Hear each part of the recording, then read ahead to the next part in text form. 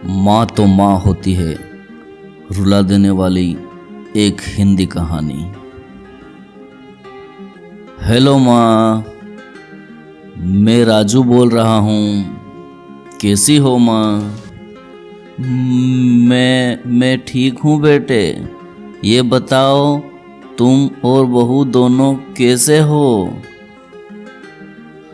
हम दोनों ठीक हैं माँ, आपकी बहुत याद आती है।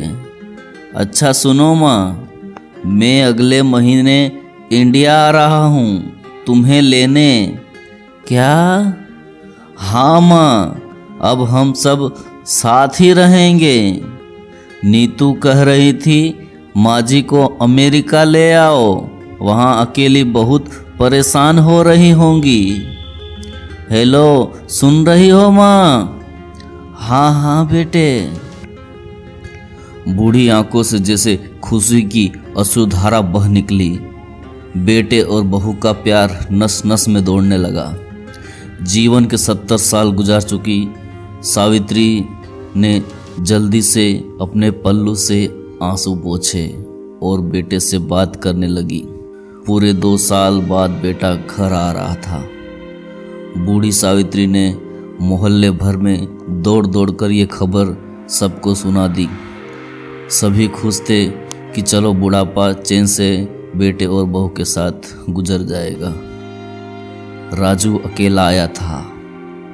उसने कहा कि माँ, हमें जल्दी ही वापस जाना है, इसलिए जो भी रुपया पैसा किसी से लेना है वो लेकर रख लो, और तब तक मैं किसी प्रॉपर्टी डीलर से मकान की बात करता हूँ। मकान?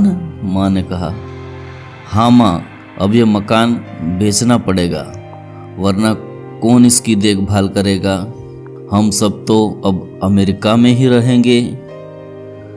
बूढ़ी आंखों ने मकान के कोने कोने को ऐसे निहारा जैसे किसी अबोध बच्चे को सहला रही हो।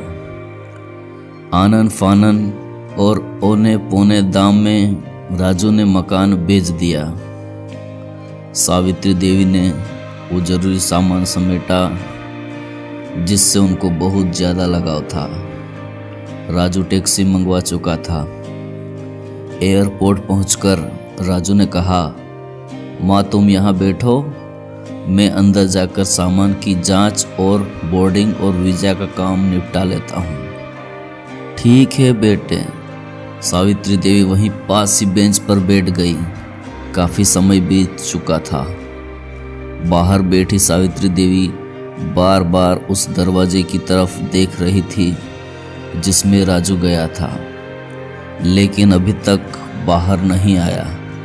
शायद अंदर बहुत भीड़ होगी सोचकर बूढ़ी आंखें फिर से टकटकी लगाए देखने लगी। अंधेरा हो चुका था। एयरपोर्ट के बाहर गहमा गहमी कम हो चुकी थी। माँ जी किससे मिलना है? कर्मचारी ने वृद्धा से पूछा। मेरा बेटा अंदर गया था टिकट लेने, वो मुझे अमेरिका लेकर जा रहा है, सावित्री देवी ने घबरा कर कहा।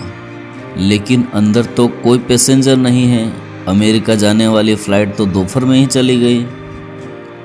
क्या नाम था आपके बेटे का? कर्मचारी ने सवाल किया। राजू। सावित्री के चेहरे पे चिंता की लकीरें उभर आई। कर्मचारी अंदर गया और कुछ देर बाद बाहर आकर बोला, माँ जी आपका बेटा राजू तो अमेरिका जाने वाली फ्लाइट से कब का जा चुका। क्या? वृद्धा की आंखों से आंसुओं का सैलाब फूट पड़ा। बूढ़ी माँ का रोम रोम कांप उठा। किसी तरह वापस घर पहुंची जो अब बीत चुका था। रात में घर के बाहर चबूतरे पर ही सो गई। सुबह हुई तो दयालु मकान मालिक ने एक कमरा रहने को दे दिया। पति की पेंशन से घर का किराया और खाने का काम चलने लगा। समय गुजरने लगा।